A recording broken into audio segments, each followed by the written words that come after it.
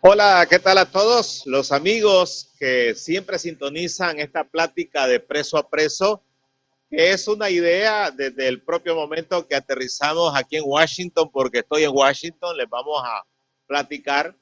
Estoy en vivo, los últimos programas los hicimos pregrabados, en vivo porque estamos en Washington y tengo a José Antonio Peraza, con quien compartí un par de semanas celda ahí en el Chipote.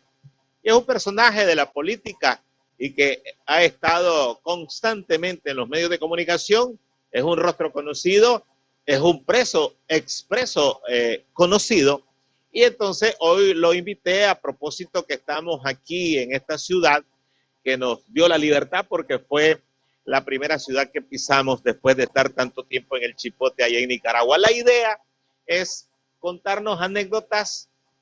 Yo conozco un poquito a José Antonio, estuvimos un par de semanas, fue en septiembre del Yo no recuerdo, pero 2021. sé que estuvieron ahí. Yo te acuerdo fechas, me acuerdo. Entonces, esta es una plática que la idea es eh, tener el testimonio de cada uno de nosotros ahí en las redes sociales. Gracias a todos los que están sintonizando y buenas noches, José Antonio, por atender la invitación. Bueno, un placer estar aquí. Yo recuerdo que cuando estuvimos juntos en la chiquita, creo que estuvimos primero en la 8 y después estuvimos un ratito en la 9. Sí. Y vos decías que cuando salieras ibas a utilizar más el internet, ibas a hacer un montón de cosas que veo que las estás haciendo. Yo me había prometido escribir y estoy escribiendo. Así te di que hace poco en un grupo que tenemos de los 222 mandaste un texto de un libro que está encaminado. Estoy escribiendo un libro y tengo un montón de artículos escritos. El libro se trata del encarcelamiento. No, el libro se trata de cómo vota Nicaragua, un poco recogiendo cosas que yo tengo. Yo ya hice un artículo sobre el encarcelamiento que puse yo, como la canción esta que ahorita no la recuerdo, la canción de Nino Bravo. Libre. No, libre. No, libre, la otra, la que nos contábamos más, que ahorita no lo recuerdo, la cuestión es que yo hice un artículo. Me extraña que no lo hayas leído, si yo lo puse varias veces en el grupo. Fue de las primeras que salieron, se publicó en la prensa y me llamó decenas de personas. O sea, no lo estoy diciendo porque yo lo digo, sino que qué bonito, que la gente que me ha dicho he llorado, etcétera, etcétera, que es la famosa canción que cantaba mucho Lester Alemán, que dice que más allá de aquella tierra, el mismo Bravo, día viviré, algo así, ya. Estando en tu entonces, como esa canción se repetía y una vez, en algún momento, fecha no me pregunté porque soy pésimo para la fecha y los teléfonos y los nombres, toda la galería le empezó a cantar.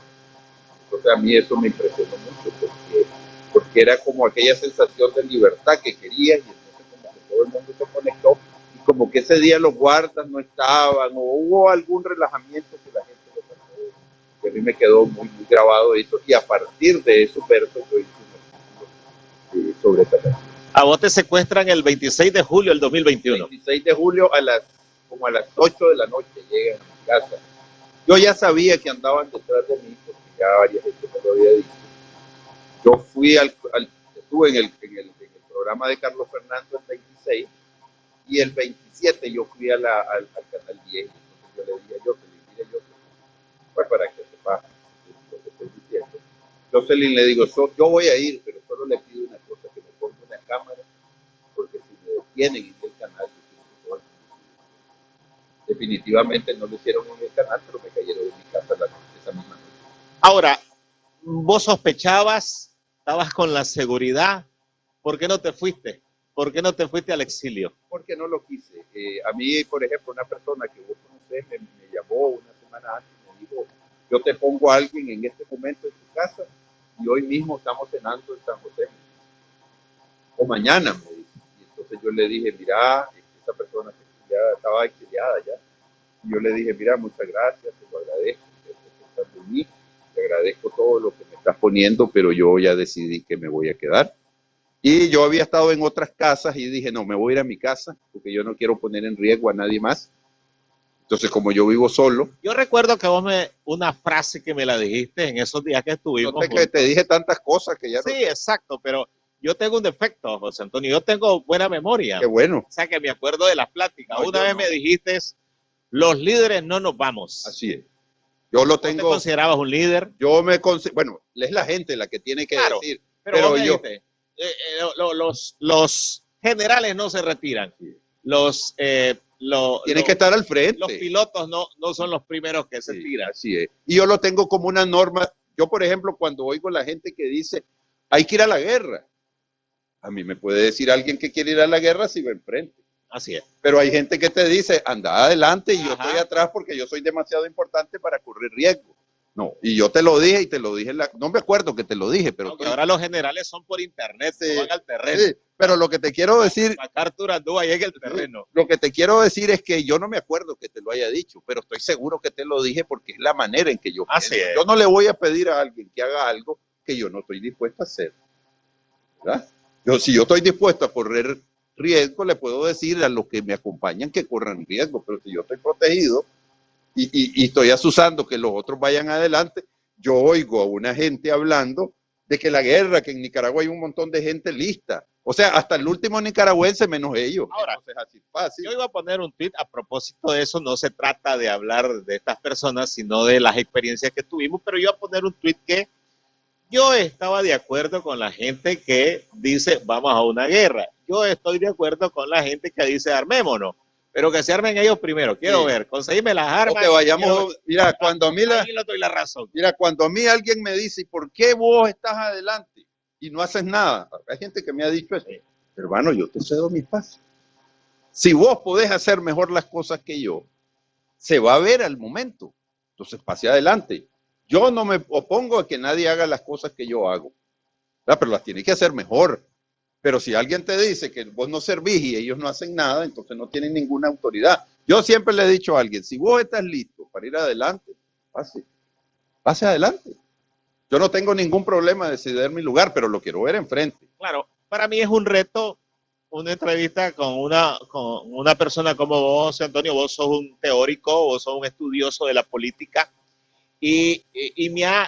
pero de alguna manera me ha facilitado el que convivimos, el que estuvimos en la misma celda y la idea esa, preguntarte, recordar incluso algunas cosas que vos me podés decir a mí, porque de eso se trata, que compartamos. Esta entrevista la estoy haciendo desde la habitación de un hotel aquí en Washington. Nosotros estamos con motivo de la 53 Asamblea General de la Organización de Estados Americanos y lo estoy anunciando porque José Antonio también estuvo ayer en un foro donde que se llamaba Nicaragua Muerte Civil, Lucha por la Democracia, donde vos diste tu testimonio, pero además vos haces conclusiones sobre las razones por las cuales la dictadura te encarceló, nos encarceló.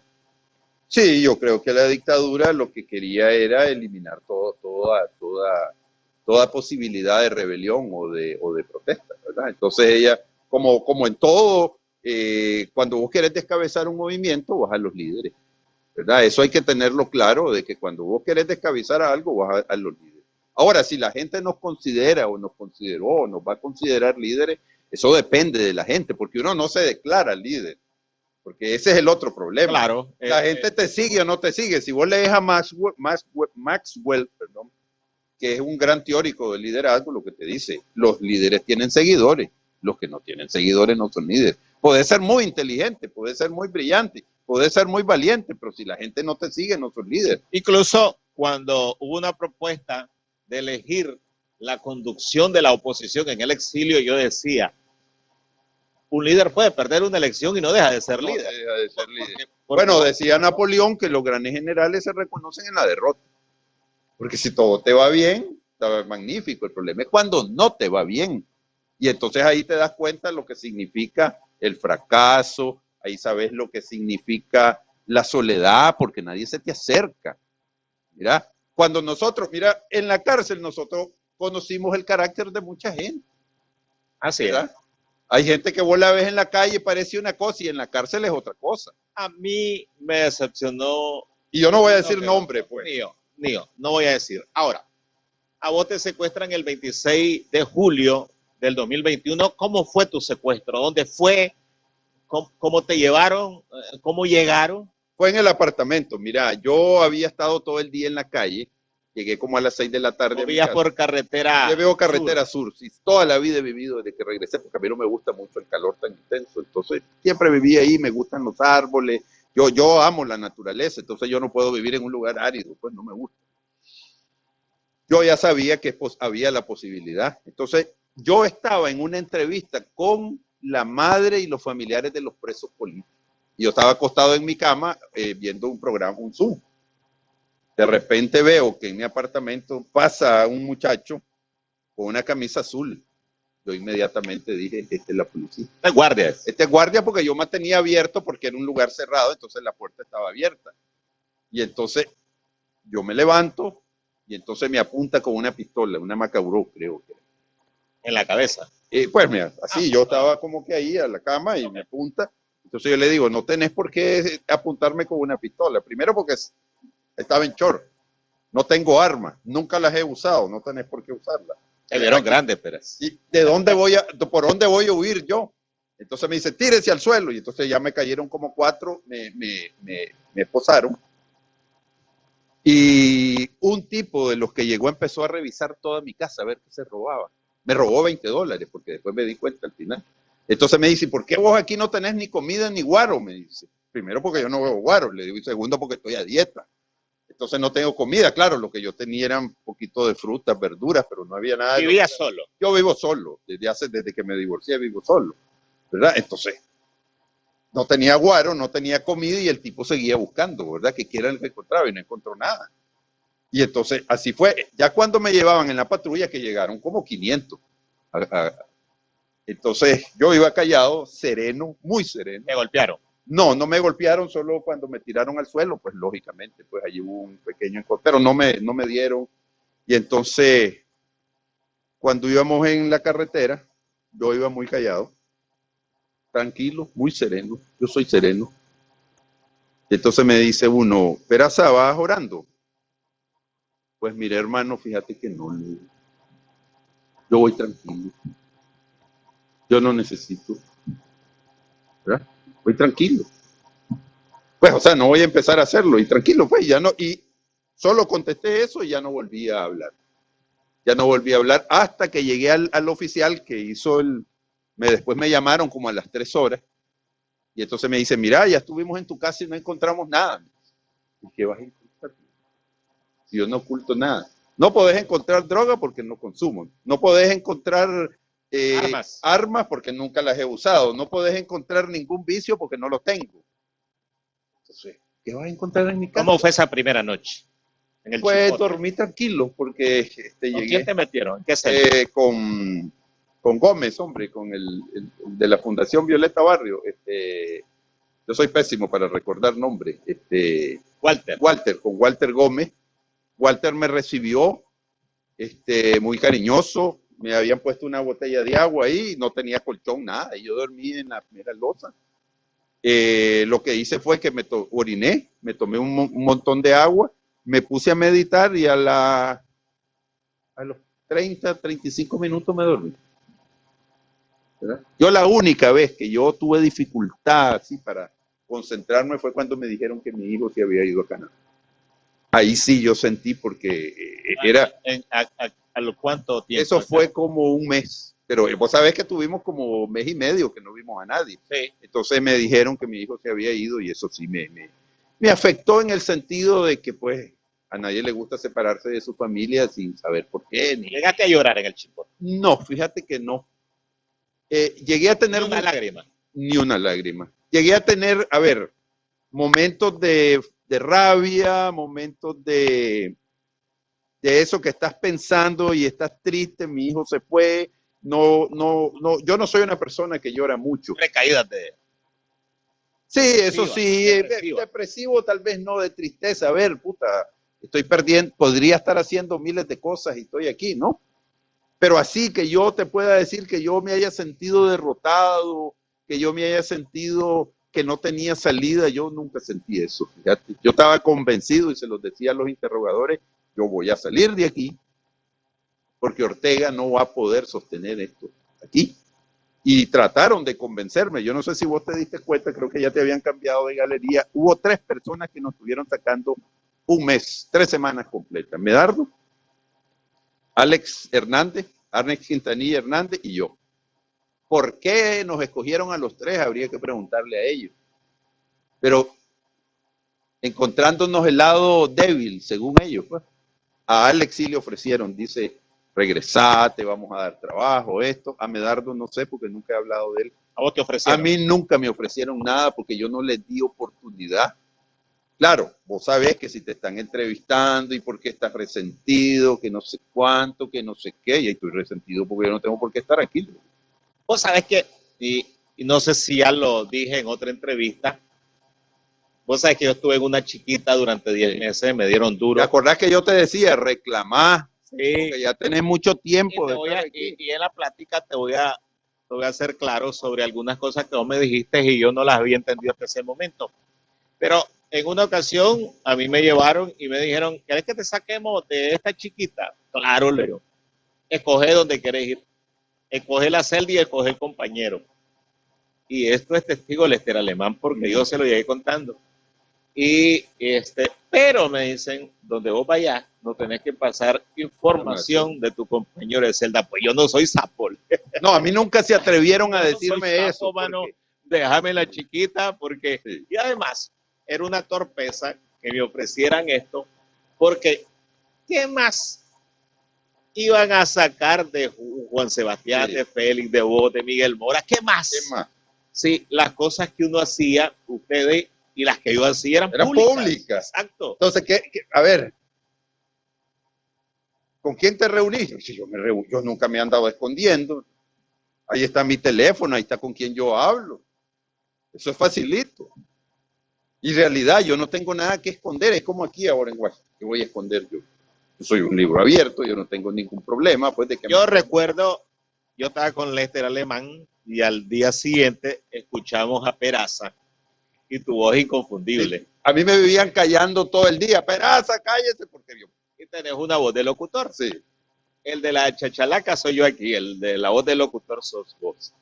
Y al día siguiente escuchamos, bueno, muchachos, una reunión en la OEA. Ah, Peraza. Ahí está Peraza. Pero dicen que varios me estaban esperando. Dicen que hicieron una lista. A ver, ¿quién es el que va a venir? Dicen que uno de ellos va a ser Peraza.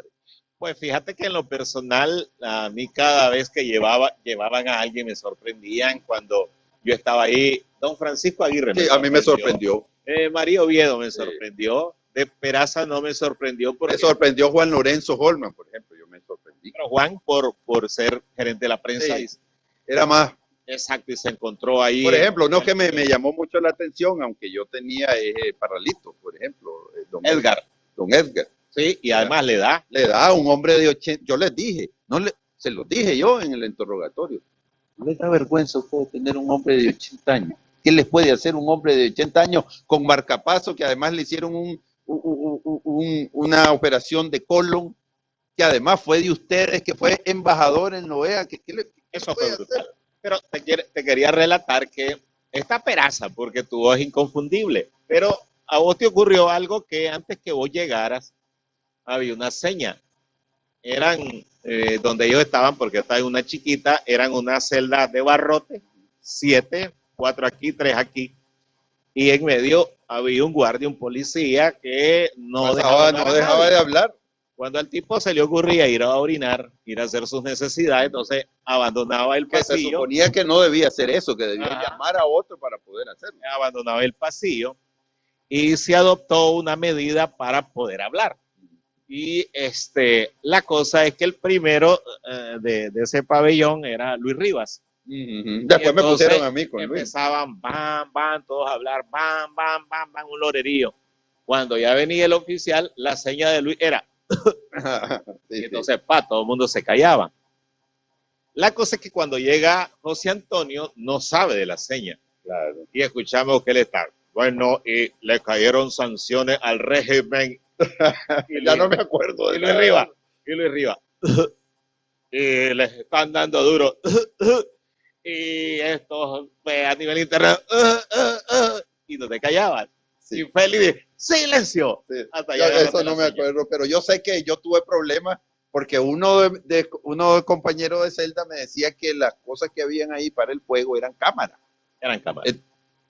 Había una cámara al fondo, Esa. pero habían unas cosas ahí para detector de humo. No, esas no eran. Y entonces, pero él me dice, ya yo estoy llegando, me dice, esas son cámaras. Entonces yo me cuidaba de no acercarme mucho porque yo no sabía el ambiente donde yo me estaba moviendo. Pero al poco tiempo ya, pero yo siempre tuve problemas con mi voz. Vos sabés que a cada rato llegaban los guardias a callarme, que me callara, que por qué hablaba tanto, que por qué tenía esa voz. Entonces yo un día les dije, señores, y ahí esa es mi voz, que hacer yo. ¿Qué por qué hacía ejercicio? Porque vos eras feroz a los ejercicios. Así ejercicio, hacía con la Dora. Entonces la Dora yo, 9:30, viendo el sol. Pero de frente a frente. De frente a frente, entonces ya teníamos nuestra rutina, hacíamos ejercicio. Sí, vos incluso me contaste que practicabas boxeo. Que Yo ibas a un practico. gimnasio de boxeo Sí. antes de que te metieras. Sí, claro, yo tengo como 10 años de practicar boxeo y ya voy a volver. Ya ¿Y sabes de boxeo? Pues sé en el sentido lo que aprendí, ¿verdad? Sé cómo golpear, tengo mucha resistencia, o tenía, no sé ahora porque no lo sé. Pero bueno, voy a contar algo que no me gusta porque van a creer que tal vez yo entrenaba con un cubano y con varios nicas, pues que son entrenadores de boxeo. Y entonces el cubano me decía, mira chico, ¿por qué no te cambias ¿cómo se llama? Los guantes, me estás jodiendo Es porque mis guantes estaban rotos, estaban medio rotos. Entonces todos los días me decía el cubano, cambia esos guantes que me estás jodiendo la mano, que no sé cuánto. Le hice caso. Pero de tanto, un día le digo, bueno, pues le digo al dueño del gimnasio, mira, tráeme unos guantes de unos que hacen en Masaya, que son de cuero, que son muy buenos. Me los trae. Ahí los tengo. Se me los robaron, se los llevó la policía. No sé para dónde. Se me llevaron mi machete, se me llevaron mi sombrero y de lo que sé, ¿verdad? Se me llevaron mi machete, que siempre tengo machete, siempre he tenido machete. Se llevaron mi machete, se llevaron mi sombrero y se llevaron mis guantes. Y entonces cambio los guantes, ¿verdad? Unos nuevos de Masaya. El primer día. Entonces no me dicen, no eran los guantes. Yo no sabía, porque después me lo dijeron nosotros, que tengo una gran pegada. Yo no sé si es mentira de ellos, pero eso me dijeron. Sí, no, recuerdo que vos me hablaste de esa anécdota, que estabas Sí, con todo sí. y el boxeo, o sea, si vos te pones con alguien más joven, el más joven tiene ventaja Sí. sobre vos, pero me decía que también llegaste a golpear en el entrenamiento a gente de menor edad. Sí, sí. Vos sos un tipo grande, fuerte. Sí, pero no es, mira, lo que pasa es que me decían los entrenadores que la pegada es algo que no se puede desarrollar. O la no trae, se aprende, no se aprende, se trae. Alexis Argüello trajo sí. la pegada. Así es, entonces me decía, mira, dicen ellos, ¿verdad? Yo no tengo cómo comprobarlo. La pegada se define en el feto como al cuarto, quinto mes digamos, de gestación. Y la tenés o no la tenés, podés mejorar la técnica, podés fortalecer un poco, pero al final de cuentas la tenés o no la tenés. Yo no sabía. Y otro entrenador me dijo, todo lo que te estoy diciendo, por favor, es porque me lo han dicho, no porque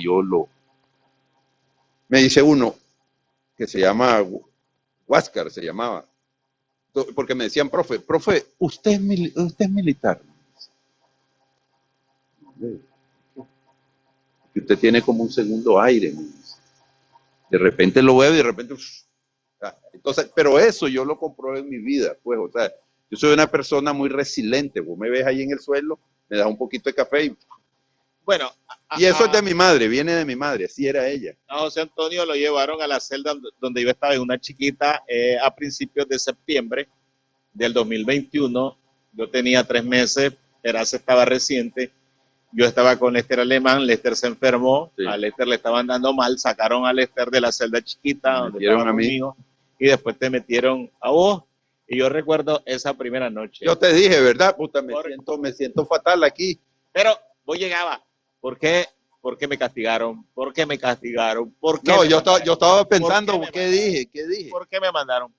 Pero los interrogatorios fueron, yo creo que yo estaba siendo muy... Pero esa tu queja de por qué a mí me abrió los ojos, porque dije, porque uno había tenido otra celda, vos estabas en una celda distinta, sí, de barrotes, yo estaba en una chiquita desde siempre, y vos me dijiste, a vos te tienen castigado, sí. ¿Qué Sí, yo te lo hiciste? dije. Sí. ¿Qué hiciste, abusador? ¿Qué hiciste? Quiere decir que vos todavía no habías comprendido que No, estabas en esa celda porque te estaban, igual que a Medardo, ¿verdad? yo recuerdo que vos me dijiste, es que yo leí un tweet tuyo y recuerdo que me dijiste, y ese tweet decía así, de lo poco que me acuerdo, ¿qué descubrimos en el 2018? Ah, sí, sí.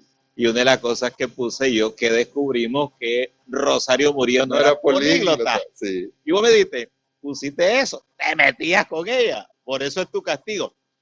Pero fuiste vos, y te lo digo sinceramente, el que me despertaste esa inquietud de, a mí me tienen ¿Y te castigado. acordás que yo te dije? Pues yo dije, desde el primer día me tienen aquí y para mí es lo único que Lo me han normal. dado y yo no he tenido otra celda. Y vos me dijiste, aquella celda superior, hay más, hay un poquito de menos ahogo, hay ventilación, se platica Sí. y estar ahí estabas en un como hoyo. un hoyo, Exacto. un hoyo que no ves nada. Y te acordás que yo te dije, reclama, Miguel, Sí, porque si no aquí te vas a pasar, sí. ¿verdad? Y nosotros, lo hiciste, porque un día yo me acuerdo que vos le dijiste a la subcomisionada, ustedes me tienen en una cárcel de castigo. usted me tiene sancionado, castigado, le digo. Y ella me dice, quítate Aquí no hay castigo. Quítate la barba, me dice, porque es antihigiénico. Y antihigiénica es hacer de castigo me tiene, le digo. Y yo le ¿Te digo, acordás que yo te dije también que te cortaras la barba? sí, pero yo hasta que me exigían me la cortaba. No, yo sé pues, pero lo que te quiero decir es que tal vez no lo habías visto así, pero realmente estaba siendo castigado. Así es. No, como Medardo. Medardo estuvo castigado un año. Un año y pico. Un año y pico. Ahora, cuando vos llegas es cuando instalan unos inodoros. Nosotros al principio hacíamos nuestras necesidades en un hoyo. Así es. Ahí agarrando puntería y agarrándose donde uno pudiera. Yo decía, si ese hoyo está en la otra celda, yo digo, ¿cómo hacen los señores mayores? Así es. Porque tenés que hacerlo en el aire. Sí, sí, porque hay gente que se le dificulta agacharse. Sí, claro, y mantenerte ahí en el balance. Yo pensaba en don Francisco Sí, Aguirre, pensaba en Pedro Joaquín, en gente mayor. Ahora, instalan los inodoros y vos, recuerdo cuando lo están instalando, vos me dijiste, esta es buena señal, porque si están instalando los inodoros que viene una gran visita y creemos que es el nuncio. Y le vamos a pedir al nuncio que te saquen de esta celda de castigo y que hagan lo posible por nosotros. Vos tenías la esperanza que iba a llegar el nuncio ahí. Es que parece que el nuncio quiso llegar, pero no lo dejaron. Y yo recuerdo que te dije, mira, Peraza, si están poniendo inodoro es que vamos para largo. Es una carrera larga. No, es que eran las dos cosas. Sí, es una carrera larga porque no nos iban a poner un inodoro para sacarnos en una semana. Y yo decía, si Peraza, en mi locura, si Peraza tiene razón y es el nuncio el que viene, solo van a dejar que el nuncio venga y después van a arrancar los inodoros. Pero yo creo que esa apuesta de los inodoros debe haber sido un reclamo, porque si no, no te lo hubieran puesto. Esa fue una presión de la familia. Sí, pero lo que sea, pero alguien presionó. Es como la comida. Al inicio todos bajábamos de peso porque la comida era insuficiente. Yo toda la vida quedaba con hambre, toda la vida quedaba con hambre. Y era una cosa paranoica porque de repente no tenés comida y de repente te dan un montón de comida. Sí. Y después nos toman fotos dándonos el doble de carne, el doble de arroz, el doble de ensalada. Nos tienen así como una semana y después de esa semana, porque algo dijimos, no sé qué pasó, nos daban de comer solo arroz con queso. Y nos tuvieron otra semana con arroz con queso. Así es, me acuerdo de esas anécdotas. Tuve 15 días con Peraza, después a él se lo llevaron y después lo regresan. Y después vuelvo. Como a los 2 días lo regresan a la chiquita conmigo y empieza Peraza, porque y en esa ocasión, ese mismo día Peraza se lo llevan y me dejan solo 2 días y después meten porque capturaron a Irving Lario. Pero una de las cosas que yo siempre me acuerdo que a vos te dieron un colchón espantoso. Ese colchón estaba lleno de había sido vomitado por todos los pirucas de Managua. Todo tenía. Todo, y no servía, era como tener un pedazo de papel, si eso no era sucio, roto, tenía como animalitos adentro. Yo en eso Sí, dormí. yo recuerdo que andabas cargando ese colchón. Ese colchón. Y nos cambiaron el colchón el día que nos desnudaron a todos porque íbamos a hacer huelga, ¿te acordás? Y ahí pasó una anécdota que tal vez Dora María te la puede... No, contala vos, Sí, para eso estamos aquí. Yo estaba en la primera celda, ¿verdad? Sí. Entonces llega, sálganse, vos sabés que llegaron violentos, ¿verdad? Nos sacan y entonces a todos nos pusieron en bolita. Al único que no desnudaron fue Luis Rivas y yo seguía. Argolla, Luis. Entonces yo estaba sin calzoncillo porque yo me quedaba para estar fresco y todo, ¿no? Y entonces me dice, quítese la ropa. Y están dos mujeres policías ahí, frente, en la entrada. Instintivamente, cuando yo me quito la ropa, me volteo hacia las policías y les muestro todo. Entonces le dice la subcomisionada, desenvuelta. Y como yo tengo a la Dora enfrente, entonces, y saquen a la Dora María, dice. Y la sacaron. Y solo nos quedamos los hombres y nos desnudaron a todos, pues, para humillarnos. Pero lo que te quiero decir es instintivamente lo que yo hice. Yo me volví hacia ella. Y no lo pensé. Te desnudaste y ahí nomás. Y entonces la volteó y la sacó y sacó la Dora. Ustedes no vean, yo sí, dice. No sé si eso era la cosa. Hasta me moví y todo. Yo de eso no me acuerdo. Lo hice inconscientemente. Sí, porque estaba molesto en el fondo, porque jodido te van a desnudar. Eso fue después de las elecciones. Que nosotros íbamos a hacer un ayuno. Un ayuno. Después del ayuno fue. Sí. Eso fue más o menos no me acuerdo. El 16 de noviembre del 2021, después de las elecciones. Y que nos sacaron con violencia.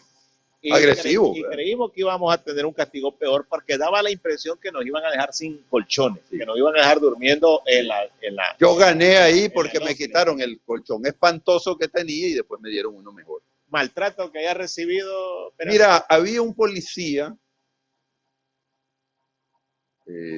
no me gusta usar esta expresión, pero el tipo era bien oscuro, ¿verdad? Para no decirle negro, pero era bien oscuro. Y el tipo, como yo le cuestionaba todo lo que hacía, en varias ocasiones se levantó y golpeó la mesa.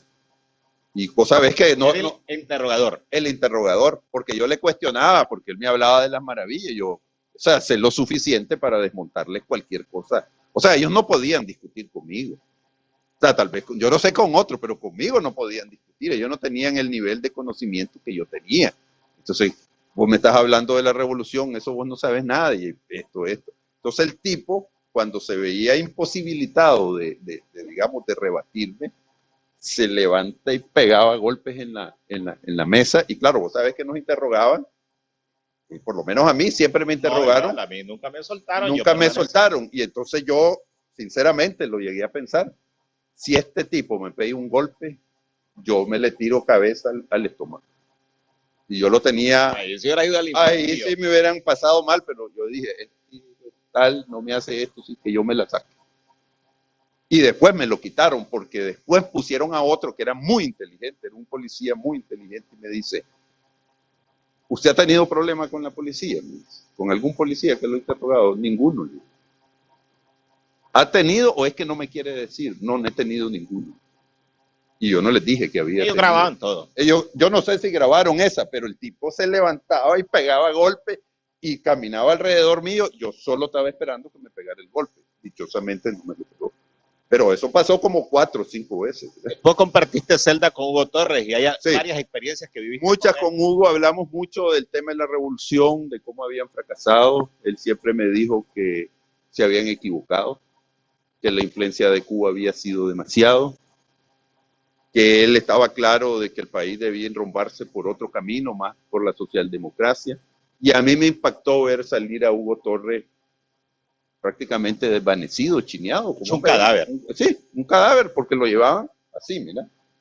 Y cuando yo lo vi, porque yo había estado con él como un mes antes y era un hombre que hacía ejercicio, que hacía pechadas, hacía 90 pechadas, pasaba así caminando todo el día.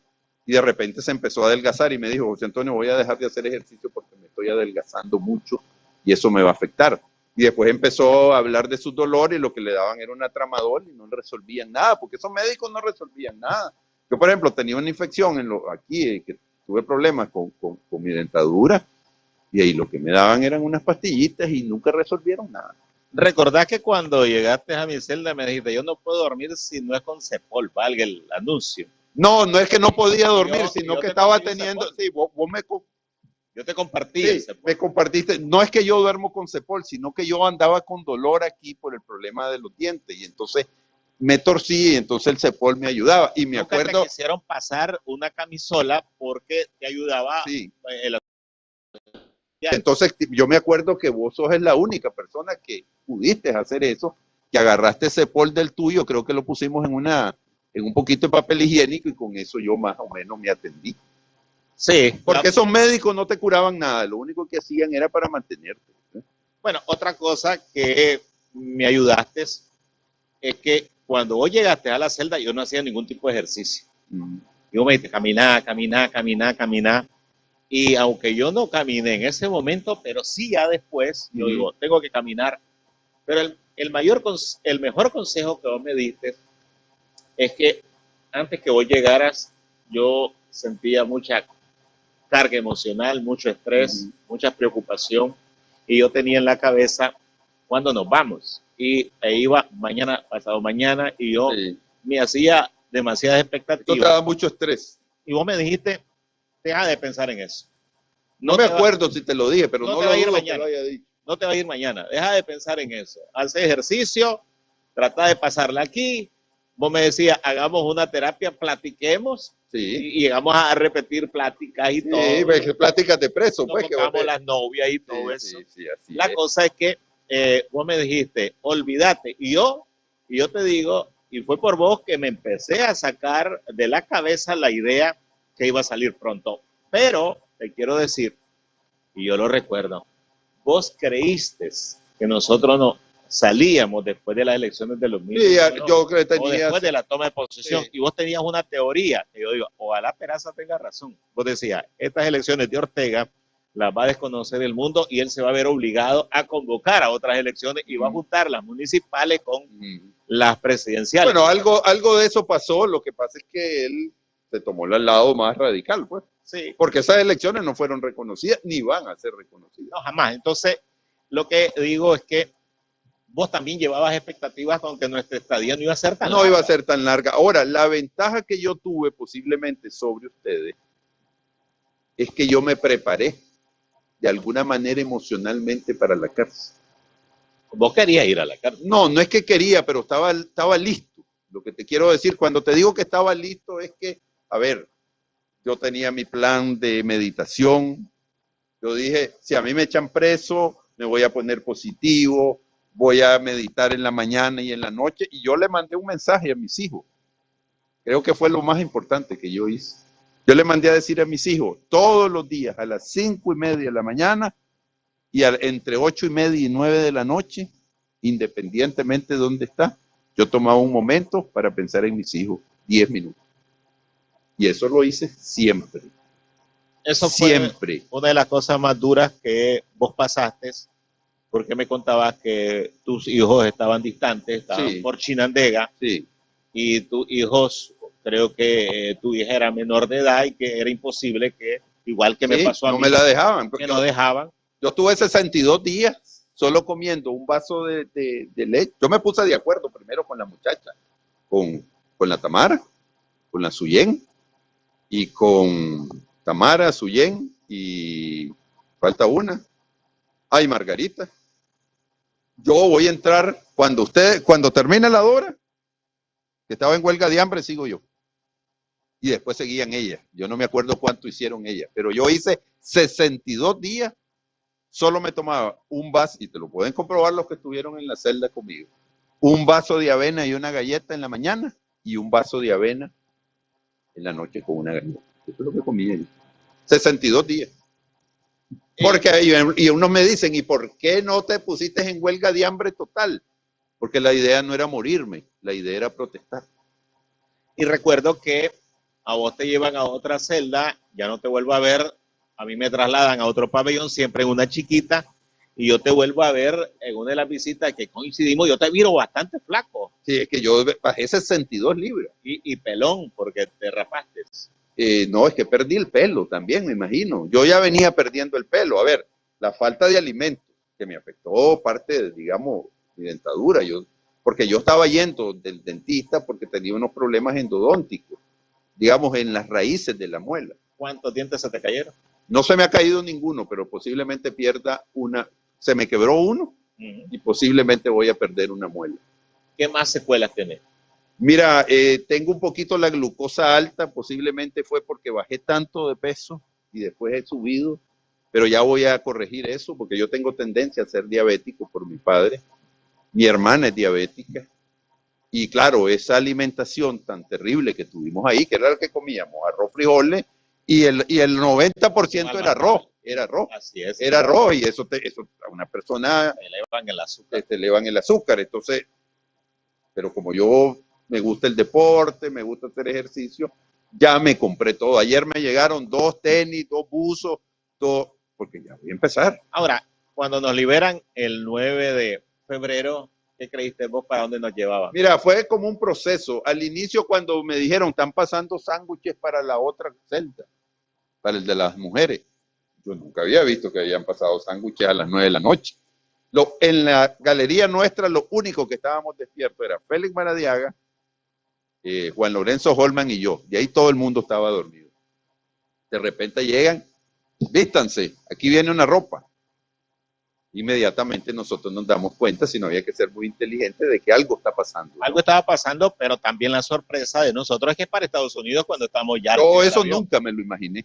Yo dije... Y cuando agarramos para carretera... Entonces cuando salimos a la carretera yo tengo 3 tesis. O vamos a Los Palmes a hacer un show, a decir que nos van a perdonar esto, o vamos para la Modelo, o vamos para el aeropuerto. Esas son mis 3 tesis, ¿verdad? Entonces salimos, vos sabés que íbamos escoltados como que éramos, yo creo que ni a Bin Laden lo habían escoltado así. Cuando llegamos a ese, que podés seguir hacia la vieja presidencia por el Teatro González o podés agarrar para la carretera norte, y veo que doblamos a la carretera norte. Es un modelo. Entonces yo dije, o es la Modelo o es el aeropuerto. Ya se me redujeron las... Y seguimos caminando. Pero yo digo, en mi propio razonamiento, para ir a la Modelo no van a hacer este alboroto. Nos llevan calladitos y punto. Pero también, ¿sabes qué me hizo a mí dudar? Que era una liberación. El guardia, el antimotín que venía en el bus, que nos venía maltratando. Venía perro el tipo. Es porque veníamos también muy excitados. Y creí que era un traslado de los azules a los negros, o sea, de los policías del Chipote a los negros de la Modelo. Entonces dije a la Modelo. No, yo sinceramente... Porque no sé si vos venías en el mismo bus conmigo, pero a nosotros nos tocó un tipo bien agresivo y venía con pasamontañas. No, nosotros también, pero no venía tan agresivo, porque hay juntos que dicen que les hacían bajar la cabeza. A mí no me hicieron bajar nunca la cabeza. Y venía hablando, porque yo venía riéndome. Estaba... Y yo tenía el temor de que pudiese ser la Modelo, pero yo me hice mi propia reflexión. Para trasladarlos a la Modelo no van a ser estudiantes. Entonces, pero yo pensé, tal vez nos van a mandar a Costa Rica en unos buses, o nos van a mandar a México, o a Colombia, que ha estado pidiendo, o tal vez a Chile. A mí jamás se me pasó por la cabeza Estados Unidos. Creo que a nadie. Cuando ya llegamos, se monta un tipo con unas hojas, y entonces dice, bueno, van a firmar esto. ¿Y eso qué es? Que autorizan que ustedes van fuera del país. ¿Y a dónde vamos? Lee ahí, me dice. Y decía Estados Unidos. Hasta ahí me di cuenta. Me dicen en otros buses que ellos ni siquiera lo que les dieron, ni siquiera tenían el lugar donde se iban. El de nosotros sí ya tenía puesto. El de nosotros tenía Estados Unidos. No, el de nosotros tenía Estados Unidos, pero hubo en otros buses que estaba el espacio en blanco. El de nosotros tenía Estados Unidos, pero escrito a mano, con lapicero. Sí, también. Era un documento de primer grado. Sí, no tenía nada. Y ahí sí, cuando ya me dijeron Estados Unidos, ahí como que la realidad se me vino, ¿no? Y ahí, ahora en Estados Unidos, a ver, yo conozco Estados Unidos de hace siglos, yo tengo visa de hace 20 años, 25 años, yo nunca había soñado vivir, o sea, no soy de los que anda buscando el sueño americano, nunca lo he andado buscando, ¿verdad? O sea, yo nunca tengo como modelo venir a vivir a Estados Unidos. Cuando me dan la noticia que voy a Estados Unidos, yo mismo me dije adentro, mira, yo nunca aspiré a ir a Estados Unidos, mira cómo es la vida, ¿no? Nunca quise, tuve Eso me dice mi esposa, dice que nosotros estábamos donde no queremos estar y hay mucha gente que quiere estar así aquí y no está. Recuerdo la visita del 7 de diciembre, es la visita familiar que nos hacen y nos permiten ver a la familia, a nuestros hijos. Y recuerdo a tu hija cómo se te tiró y te abrazó. Yo estaba en una mesa, vos estabas en otra mesa, sí, para darles una idea. Es más o menos como exhibieron a Monseñor Rolando Álvarez. Sí, así estábamos nosotros con unas meseras que y se veía ridículo, porque los mismos que nos callaban y que nos jodían, entonces ahora, ¿qué quiere, don no sé cuánto? Era una locura eso. La que me interrogaban, ¿qué quiere café? Y yo, entonces le decía, café, más café, por lo menos. No, y a mí me impresionó, y yo se lo llegué a decir a todos, súper preocupado. Yo no vi un solo momento a tu hija que no llorara. Y yo se lo dije a Juan Sebastián, porque en ese momento nos metieron a 4 en una misma celda, que nunca habían hecho eso. A Quintanilla, a Juan Sebastián, a Lester y a mí. Sí, a mi hija, estás diciendo. Sí, y entonces yo les dije, yo estoy muy preocupado por esa niña. Sí, porque mi hija sufrió mucho, pero yo recuerdo también... Porque mi hija, vos viste cómo se me tiró. Tiene como 15, 16 sí, no, tenía 14 en ese momento, ahora ya cumplió 15. Y se pegó un brinco, así. Ella entró antes que mi familia. Sí, porque ella se despegó de mi prima y cuando vi se me tiró encima. Yo te veo y eso, el sufrimiento de no tener a nuestro hijo, a cualquiera lo quiebra. Así es. A mí me impresionó el gesto de tu hija, como seguramente impresionó al resto de los que vieron el gesto con mi hija, que fue igual. A mí me impresionó porque yo me acuerdo que vos la tenías agarrada y esa niña y no paraba. Las 2 horas, ya no me acuerdo cuánto fueron, pero no paró. Sí. No paró. Y yo no quise por eso ni intervenir ni nada, porque ¿qué le vas a decir a una niña que está sufriendo porque tienen a su padre? Y lo peor es que por cosas, porque si es que fuéramos criminal, es que ni a un criminal tiene derecho a ver a su familia. ¿Por qué la agarraste con los Ortega y los Murillo? Mira, hombre, esa gente le ha causado un daño terrible a Nicaragua. O sea, a mí la gente me dice, ¿por qué no te quedas tranquilo? ¿Por qué me voy a quedar tranquilo? Esa gente le ha hecho un daño horrible a nuestro país. ¿Cuántos muertos ha habido en Nicaragua? ¿Cuántos? Yo tengo 2 exilios, 3 carceleadas, 2 golpizas en la calle. Me gusta andarlo diciendo. A mí casi me matan a los 15 años saliendo de un cine. Me agarró una turba cuando Nanday me va y me empezaron a golpear, me patearon como una cuadra. ¿O no has sido sandinista nunca? Nunca. Bueno, a ver, yo fui a la Cruzada Nacional de Alfabetización, pero por quería ayudar a Nicaragua. Pero que yo haya sido dirección nacional, ese tipo de cosas, he sido un gran estudioso de Sandino. Yo me he leído... Yo tengo a Sandino? En cierta medida sí. Yo le tengo una gran admiración en este sentido. Dijo algo cuando todo el mundo cayó. Y a mí esa gente, a mí me gusta. A mí me gusta que la gente diga, no señores, yo tengo este pensamiento. Sandino cometió montones de errores, sus tropas cometieron abusos, pero no solo las de él cometieron abusos. Y yo creo que hay que reconocerle que definitivamente hizo algo que nadie se le pasa así por la cabeza, y eso yo lo he escrito, ahí están mis textos en la prensa. O sea, lo que te estoy diciendo ahorita, no es que lo estoy diciendo ahora, lo decía desde hace muchísimo tiempo. Entonces, hoy yo no voy a empezar a negar que yo he escrito en buen sentido del general Sandino, sin excluirlos de sus grandes errores y sus grandes deficiencias. Pero a los hombres vos no los juzgás por sus errores. Hay que ver sus errores, pero también hay que ver sus aciertos. Y en ese sentido tiene una gran, para mí. ¿El balance Sandino es positivo? Para mí, como patriota, sí. Si él hubiera tomado el poder, yo tengo la duda de que Sandino no se hubiera convertido en un caudillo de los peores que hubiéramos tenido en Nicaragua. Porque el poder te enferma. Te enferma y además era un hombre duro, terco. Yo siempre he tenido ese dilema porque si en esta revolución que ha sido la mayor catástrofe que nos ha tocado, si los muertos hubiesen sido los vivos y los vivos los muertos, estaríamos distintos. No, estaríamos peor porque los que murieron eran los más radicales. Vos sabés, mira, yo no tengo nada en contra de Carlos Fonseca, porque yo no soy una persona que anda cultivando odio, porque con eso no llegas a ningún lado. Pero los estudias. Pero los estudio. Carlos Fonseca era un tipo valiente, porque a mí no me gusta, yo trato de ser objetivo, valiente, terco, decidido, Vos sabés, ese tipo de gobernante hubiera sido intransigente, inclaudicable y nos hubiera llevado a sacrificios peores. Pero Ese tipo de persona no es la que necesita Nicaragua. Esa es una gran mentira. Pero dicen que el más parecido de los 9 comandantes a Carlos Fonseca era Henry Ruiz. Y Henry Ruiz como persona decepcionó porque hasta terminó entregando la valija a los Ortega. Pero es que yo no lo conozco. Los que lo conocen dicen que vive en la total pobreza. Eso no lo excluye de sus errores, que yo no sé cuáles son. Vive en una casa piñateada y mire. Por eso, pues yo no sé, yo de eso no sé. Lo que sé es que me han dicho personas que lo conocen, que incluso hay veces no tiene ni con qué ir al médico, que no tiene muebles. Pues eso demuestra que tiene cierta ética de que no fue piñatero, pero también se le acusa de otras cosas. Pero yo no soy el que quiere juzgar porque yo no soy un juez. Lo que yo te quiero decir es que Nicaragua no necesita hombres ideológicamente puros. Primero porque es un país donde la ideología siempre ha valido muy poco. Ahora hay unos que la quieren levantar así.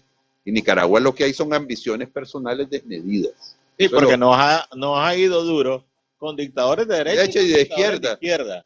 Y se comportan los caudillos más o menos igual. Sí, porque el que es dictador es dictador. Entonces, uno puede tener más tendencia a una cosa u otra, pero el problema en Nicaragua no es ideológico. Hay gente que lo quiere. Ahora, no es que la ideología no es importante. Yo no he dicho eso. No es lo mismo pensar una cosa sobre el poder que pensar otra.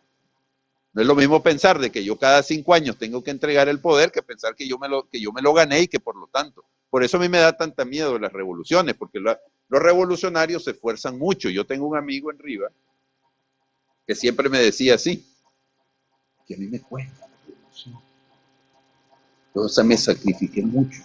Pero yo le decía, hermano, por mí no te sacrifiqué, porque yo nunca te he pedido que te sacrifiques por mí. Porque estos tipos creen que como ellos pasaron, es como que yo empiece a decir, yo me merezco tal cosa porque yo estuve en el chipote. A mí nadie me pidió que estuviera en el chipote, yo lo decidí yo. Vos te metiste. Yo me metí y yo asumo mis responsabilidades. El pueblo de Nicaragua a mí no me debe nada. Eso es lo que digo yo. Nadie de los que estuvimos ahí nos deben nada. Nada. Porque vos te metiste, uno se metió, uno entró. Yo, de distinta manera, sí. Vos como político, como activista de la sociedad civil, yo como periodista haciendo denuncias, pero yo no le estoy cobrando nada a nadie. Pero también eso no nos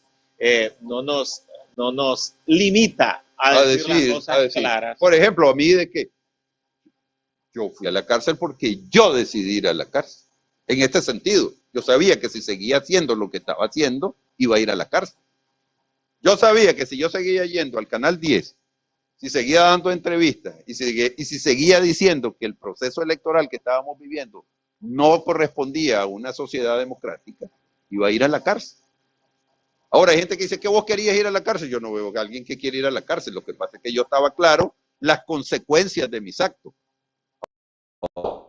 Como todo el mundo, yo me retiro de esto. Yo me salgo, me callo y me dedico a mi familia y a mis cosas privadas y no me pasa posiblemente gran cosa. ¿Vos querés ser presidente de Nicaragua? Yo quiero ser presidente. ¿Crees que tenés las facultades? Yo creo que sí. Tal vez estoy siendo muy... ¿Qué se necesita? Mira, yo creo que Nicaragua necesita un hombre o una mujer. Creo que es más fácil para las mujeres tener eso que para los hombres. Una persona, primero que ame a su patria. Porque cuando vos amas algo, vos no le podés hacer daño. Vos no le vas a hacer daño a tus hijos, pues, a menos que lo hagas sin querer. Pero vos no le vas a hacer daño a tus hijos porque lo amás. Entonces, lo primero es tener un gran amor por el país. Pero descartemos ese punto porque todos amamos a Nicaragua y no todos. No, porque hay gente que se comporta no como que la ama, todo lo contrario, porque hacen cosas. A ver, vos no podés hacerle daño. Ortega le está haciendo daño. No, claro. Apartando a los gángsters, a los más. Pero es que no sabes lo que tu corazón abriga. O sea, yo no puedo saber qué tienen los otros en su corazón. Entonces, lo primero es amor a Nicaragua, que es la que te permite ser más prudente. Ahora, Nicaragua necesita un hombre o una mujer con una gran convicción de que el país tiene que cambiar, pero también con una gran prudencia, porque a Nicaragua vos no le podés imponer cosas porque es una sociedad que ha vivido tanto trauma y ha fracasado tantas veces que las cosas tienen que hacerse con calma. con tranquilidad y posiblemente nuestra generación no va a ver la Nicaragua que nosotros soñamos. Porque ya nosotros ya hemos corrido bastante. Ya todos andamos arriba, por lo menos esta parte andamos arriba de los 60. Los 50, más de los 50, ya acercándonos a los 60. Estamos sanos, estamos lúcidos, estamos vitales, pero definitivamente ahora, que no puede quedar de vida política activa unos 15 años. Pero tus aspiraciones presidenciales ya murieron. No, no han muerto. ¿O son vigentes? Si se termina la dictadura y se abre un proceso democrático de Nicaragua, Peraza va a entrar a la batalla. No, yo ya estoy en la batalla. Lo que necesito es tener las condiciones para la batalla, porque uno no va a ir a la guerra sin tener fusil. ¿Qué necesitas vos para ser presidente de Nicaragua? O para cualquier presidente de cualquier país, necesitas ayuda, necesitas dinero. Recursos. Por eso necesitas... Vos tenés recursos, porque dicen que el político pobre es un pobre Por político. eso, yo no lo tengo, pero lo voy a buscar, lo estoy buscando. Ahora, no necesito mucho, porque yo soy modesto en mi estilo de vida. Sí, pero una campaña en un país... Sí, no por eso, ahorita lo único que yo estoy haciendo es dedicando mi tiempo. Yo tengo que trabajar para mí y para mis hijos. Si te dicen como Félix Maradiaga, y vicepresidente no querés ser. Yo puedo ser vicepresidente, ¿y por qué no? Y Félix dijo que no. Bueno, pero la Félix. Ahora, si me dicen, ¿podés ser diputado? Pues soy diputado. O sea, yo no me corto las venas porque no voy a ser presidente de Nicaragua. Ok, vamos terminando y como ha sido una plática, tenía que preguntarte estas cosas. Estamos recordando el chipote, pero también el asunto personal. Ok, se acaba la dictadura, vamos a elecciones, Antonio Peraza sale electo presidente de Nicaragua. ¿Cuáles son las primeras decisiones de Peraza? Mira, yo creo que Nicaragua necesita una comisión de la verdad. Se señalan muchas cosas que hizo el otro hizo. Tú sabes que los nicaragüenses somos muy fantasiosos. Acabamos a cualquiera en segundos. Yo creo que es importante que el país haga un alto y haga una revisión. En el sentido, esto hemos sido, tenemos que buscar gente de afuera para que haga ese balance en la medida de lo posible, lo más neutro, lo menos implicado.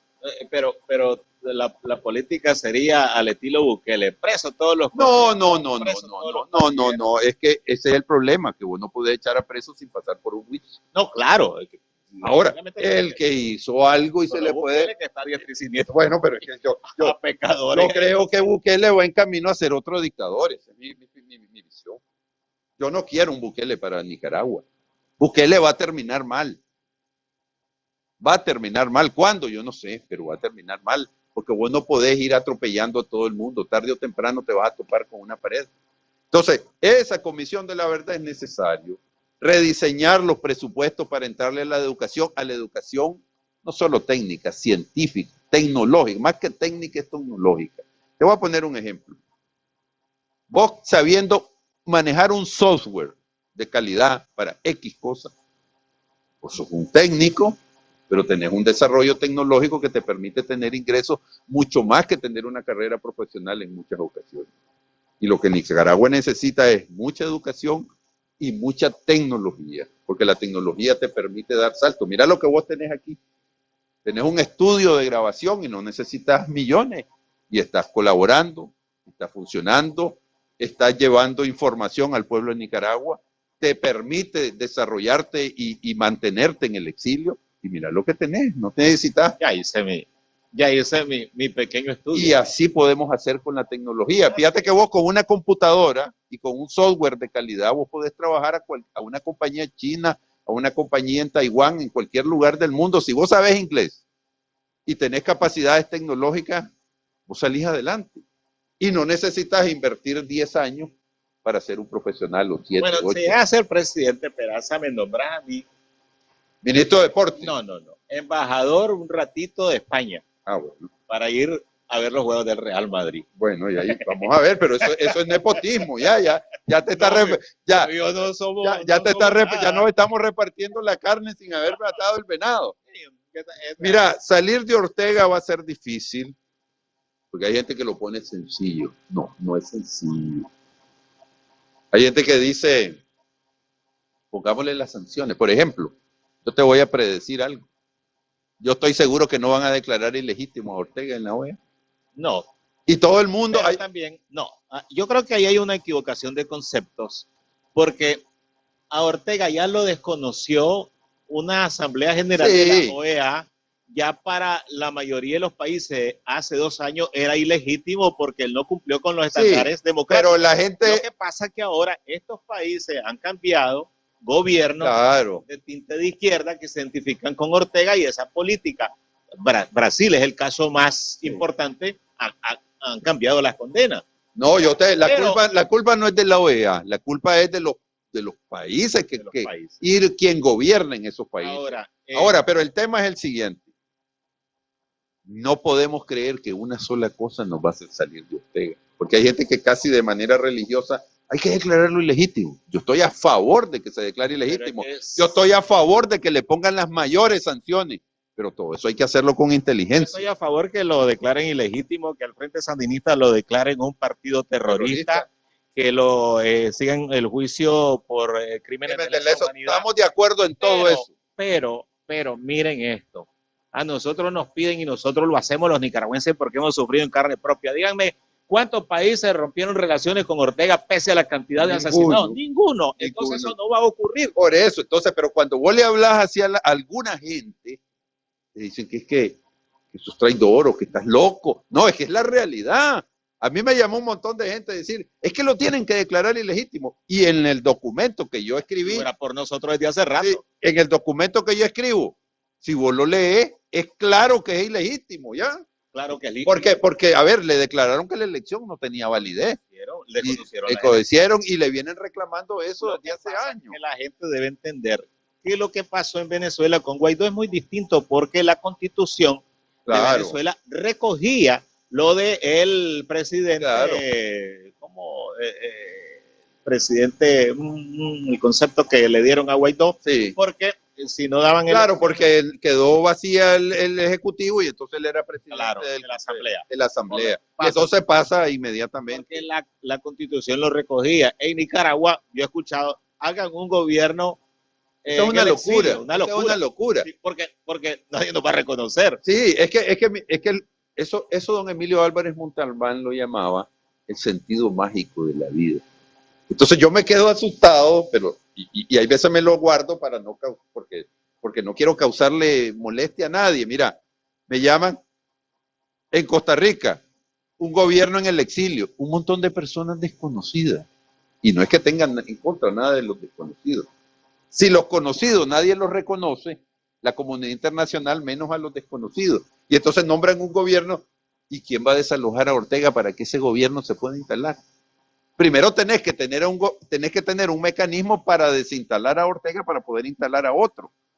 ¿Quién va a reconocer a esa gente si nadie sabe, ni siquiera nosotros mismos los nicaragüenses sabemos quiénes son ese bendito gobierno en el exilio?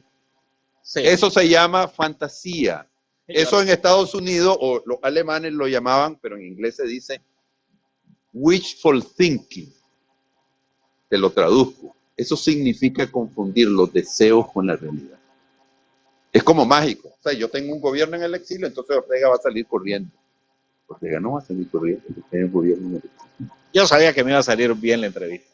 ¿Y cómo sabes que salió bien? Porque ahí sí, yo la estoy analizando más que nadie. Lo importante es lo que diga la gente. No, ahí está, hemos tenido una buena audiencia tanto en YouTube como en Facebook. Ahí va a quedar grabada esta entrevista con el amigo José Antonio Peraza, con quien jamás había cruzado una palabra, solo habíamos hablado. Nos habíamos encontrado, saludado. Pero saludados no recuerdo. En el Chipote nos conocimos y todos aprendimos a respetarnos, a ser amigos, a conocernos. A veces yo escucho que la gente dice, en Nicaragua no hay unidad, y yo digo, en el Chipote hubo unidad. Yo digo, por lo menos los presos políticos no se escuchan ningún pleito. Oye, no hay mucha diferencia. Ahora, antes había más pleitos. Sí. Hay veces roces porque ahí venimos de diferentes lugares, ¿verdad? Y tenemos diferentes aspiraciones. Pero y todo. Públicas no se han dado. No se han dado, y además, cuando ha habido en el chat, realmente no es gran cosa. Y al poco tiempo la gente como que se disculpa, como que... Entonces yo creo que ahí hay una comunidad que por lo menos para mí ha sido ejemplar en el sentido de que estamos aprendiendo a convivir. Sí. Eso es una de las cosas. ¿Qué te dejó el chipote? A mí el chipote me dejó la profunda solidaridad de la gente, eh, el amor que me tienen mis hijos y que yo le tengo a ellos. Yo veo la venida de este país como una gran oportunidad. Estoy haciendo muchas cosas que antes siempre dije, algún día las voy a hacer cuando vaya a Estados Unidos, nunca. Ahora lo estoy haciendo, voy a hacer ejercicio, estoy escribiendo, voy a meterme a la lucha, estoy mejorando mi inglés. Entonces, para mí venir a este país ha sido ha sido una gran oportunidad. Yo no la pedí, pero ya que estoy aquí voy a ocupar todo lo que pueda. Voy a ir a la biblioteca, ya estoy visitando la biblioteca de mi lugar donde vivo, ya estoy haciéndome amigo de la biblioteca y voy a ir hasta ver hasta lo que yo pueda. Yo voy a ocupar de este país todo lo que me sirva para crecer y para trasladar a Nicaragua. La última cosa, como no has ocultado tus pretensiones de llegar a ser presidente, vos sentís que tenés público, que tenés gente. Mira, la gente me dice, sí tengo. Lo que pasa es que yo nunca lo he dicho, nunca me he metido a la campaña porque yo decidí, lo que vos decís, no tengo dinero, ¿para qué me voy a meter si no tengo aliento? Pero yo en mi chat y por algunos estudios que se han hecho conmigo, la gente me tiene a mí mucha credibilidad. La gente que se fija en mí se fija de una manera muy sólida. Y yo estoy seguro, eso ya lo definirá la realidad, que yo con una cantidad de recursos modesta y metiéndome al ruedo. ¿Cuánto necesitas, Peras? No sé, tendría que calcularlo, pero si vos me lo das, yo lo hago con lo mínimo. Para empezar, podría ser $500,000. Bueno, gracias, José Antonio. Un placer. José Antonio está viviendo aquí en Washington, yo estoy viviendo en la Florida. Te cuento que estoy feliz aquí. Sí. Estoy feliz porque vivo en un lugar bien linda. Pero además vivo en un lugar hermoso. Veo venados todos los días porque vivo a la orilla de un río. Osos. No, osos no, pero sí he visto manadas de zorros y venados. Pero sos bandido porque aquí está el poder. Y por eso me quedé aquí está el power. Aquí estoy aprendiendo. Te quiero agradecer. Esta entrevista queda en YouTube y en Facebook. He tenido una buena sintonía, audiencia con el público. Ha sido una bonita plática, me gustó. No estuvo tan concentrada en lo del chipote, pero sí pude conseguir algo de tu personalidad. Vos tenés 2 hijos. 2 hijos. 2 hermosos hijos, una hija y un hijo. ¿No tenés pareja oficial? No, no tengo. Tengo una novia, tengo una novia, pero es mejor mantenerla, que no se involucre mucho porque no la quiero. Nicaragua está aquí. Mejor no lo digo, para que no. Está aquí. Está aquí, pero no está aquí conmigo, no está conmigo. Pues. Okay. ¿Siempre andas con saco y corbata? No, pero hoy tenía unas actividades y entonces me puse saco y corbata porque tenía 2 actividades. Una con exiliados venezolanos, un grupo de argentinos y algunos que otros cubanos. Y después teníamos otra en el, ¿cómo se llama? En otra organización sobre el empuje autoritario que está sufriendo la región con las organizaciones de la sociedad civil. Vos no sos abogado. Yo no soy abogado. Yo te pregunté en el chipote. Yo no soy abogado. Todo el mundo me dice doctor, hasta la saciedad he dicho que no soy doctor. Pero no sos politólogo. No soy politólogo y me siento bien siendo politólogo. Nunca he querido estudiar derecho. Sé que sería un buen abogado, porque yo soy muy riguroso en mis cosas y esas son herramientas que te sirven. Pero a mí el derecho me limita. Yo necesito poner mi mente más a volar. Y entonces, alguien con facilidad de palabra. Sí, pero es más que eso, ¿no? Yo tengo facilidad para manejar conceptos. O sea, no, tal vez no soy, hay veces el hombre más práctico del mundo, pero para manejar conceptos sí soy muy bueno. En el sentido de que yo rápido tomo cosas y armo, ¿no? Y yo rápidamente descubro donde hay problemas, donde hay cosas que no calzan, que no son lógicas, que tienen debilidades. Creo que tengo esa capacidad. Bueno, gracias, José Antonio. Bueno, estamos a la orden y por el tiempo. A la orden siempre. Por el tiempo, la plática de preso a preso con el amigo José Antonio Peraza ha manifestado sus políticas en este programa y hemos hablado sobre lo que vivimos, sobre las pequeñas experiencias que nos tocó compartir en una celda en el Chipote y ahora desterrados, ahora en el exilio, ahora aquí en Estados Unidos, él haciendo su trabajo como activista político con los distintos grupos que lo invitan y donde él tiene presencia. Gracias a todos los que sintonizaron este programa. Los invito a compartir, a darle me gusta, a seguir mi canal en YouTube, a suscribirse para que la comunidad vaya creciendo poco a poco. Lo único que les pido es suscríbanse, así nos vamos volviendo, nos convertimos en una comunidad un poco más amplia. Gracias a todos. En la producción y realización de este programa estuvo el periodista Winston Potosme desde Miami. Y a todos el próximo miércoles otra plática con De Preso a Preso, y mañana ustedes ven este programa en este canal de nicaragüenses allá en Costa Rica. Ahí el amigo Flores que transmite en su canal. Le agradecemos por ese aporte que nos está dando. Mil gracias. Buenas noches.